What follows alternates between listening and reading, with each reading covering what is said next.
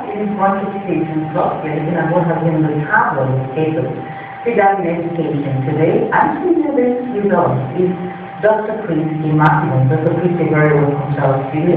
Thank you very much. And nice to have you today. Let's know what is happening. Education sector microgrowth is an underperforming teachers could actually be sacked in a turn. But the teachers union are actually saying that was your workable.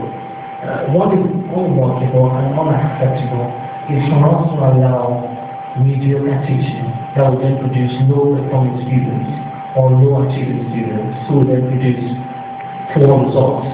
We must be able to look straight in the eye of anyone and say children have only one goal at childhood. If they are to be nourished and developed during their childhood, nobody should fall in their way. If somebody is not a good teacher, the person can be employed to be a researcher. The person can be employed to be an administrator. So there are ways you can deal with teaching incompetence. The fact that you're not a good teacher does not make you any less of a human being. It's just that you don't have that particular talent, you don't have that particular skill. We shouldn't visit that incompetence on the generation of students that will not go out of education hating a subject, a specific subject, that will be of use to them in the future just because it was poorly taught. For example, modern foreign languages. If you have an inspirational teacher teaching you French, the way you speak French, the way you perceive, you will know it's a tool that you're going to find useful in life to communicate with other people that are not of the same nationality as you, or the same ethnic group as you, or linguistic group as you. So if you have someone that is not competent delivering your class in French, you grant disabled. And it's difficult for you to then pick up a new foreign language after you left school, because there's that baggage you picked up from the classroom as a result of an incompetent teacher. So it is valid that the teacher is incompetent. I'm not even saying sack the person. I'm saying really what? Find out what else the person and say, for goodness sake, don't give them 1 hour more in front of the classroom because they did more damage. So what is the teachers union fighting? What exactly are they against? That's what defines the teachers union. To protect, to defend, even when it's unreasonable and unjustified, the interest of teachers against the interest of students or the interest of the education system or the overall interest of the institution they represent.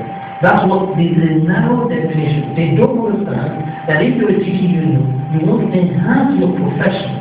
You want to, if anything, you should lead in bringing people to back ends so that your profession comes out as a very strong professional body delivering what you're trained to deliver. No, fight for competence. I can never understand that. Will the head of teacher union allow an incompetent teacher to teach his own son or her son class?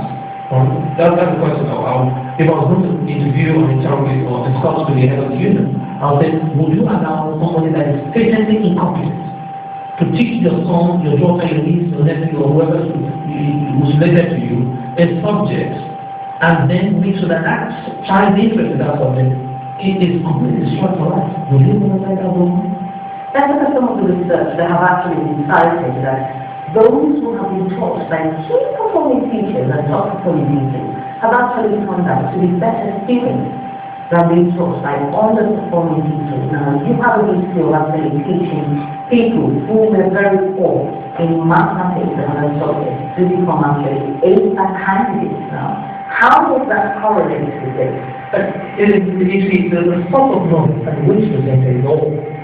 If you have a lousy person that is not interested in that subject, teaching that subject will come through because you did narrow down to the curriculum and the classroom. If you're keen on, for instance, science, you get extra material from outside the textbook. If you go shopping, you see two different types of origins. You bring them to the classroom and say, when we're talking this class from this moment like different species, and what we meant as demutation, this was meant like this. So you go out of your way. The best students, you can't go one step further, the best professionals were people that were inspired by their teachers. So they didn't just become the best students that saw it all way. They also went on and pursued those lines of inquiry in terms of research, or pursued that line of interest, and they basically doing it.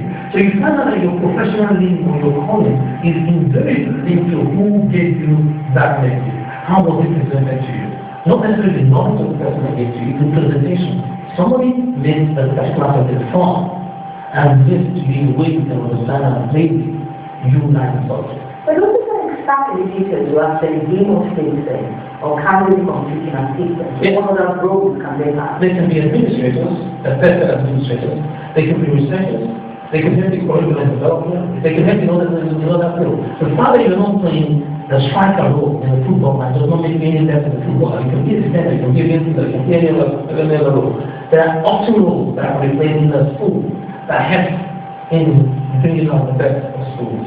So I will be cautious about it, and tracking them. I will redeploy them or review them and give them what is more appropriate to their talent and skills and interests. That's one of the statements that is in Central Management has said. He said the government should actually consider creating more grammar schools. Now let's look at it. Grammar schools or more grammar school places. Would you more like it? Because of the political dogma that some members of the ruling party have literally imbibed, they are ideologically opposed to having more selective schools, just ideologically.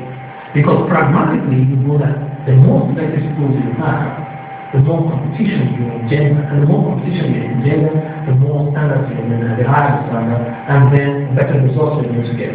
So it would be political suicide for some of them to say they want to build a brand new grammar school because they have always campaigned against that. So what may be palatable is expanding existing grammar schools. So instead of having a two-form entry, you increase it to a three-form entry. Instead of having a three-form entry, so a three-form entry you get 90 students, 30 students per class, you increase it to a four-form entry. In this case,